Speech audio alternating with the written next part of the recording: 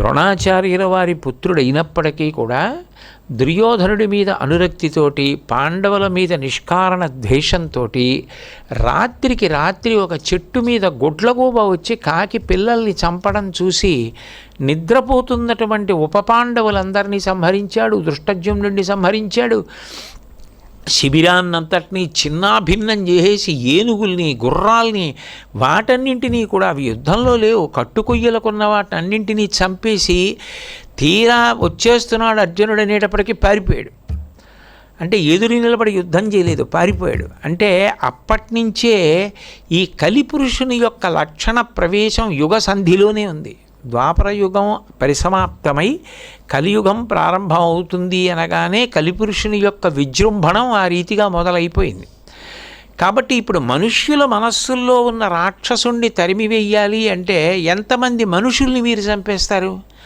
మనిషి ఒకనాడు తప్పు చేయొచ్చు, కానీ తప్పు చేశాడన్నంత మాత్రం చేత ఆయన ఇక మంచి చెయ్యడని మీరు నిర్ధారించలేరు. ఆయన ఋషి కావచ్చు, మీరు చెప్పలేరు.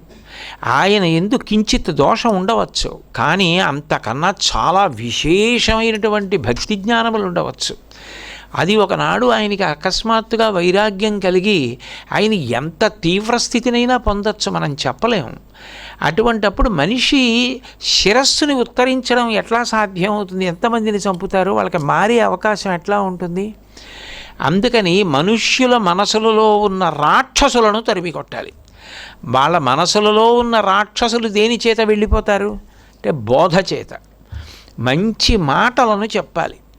అవి దేశకాలముల యందు ఇప్పుడు ఉపయుక్తము కావు అన్న మాట అన్వయం కాదు. అన్వయం కాకుండా శంకరాచార్యుల వారు చెప్పిన మాటలు ఒకసారి రోజు పరిశీలించడం అలవాటైందనుకోండి, రోజు చదువుతూ ఉంటే అది చాలు. దాని చేత ఏమవుతుంది అంటే మనసులో రాక్షసులు కూర్చునే అవకాశం ఇంకా ఉండదు, వాళ్ళు వెళ్ళిపోతారు.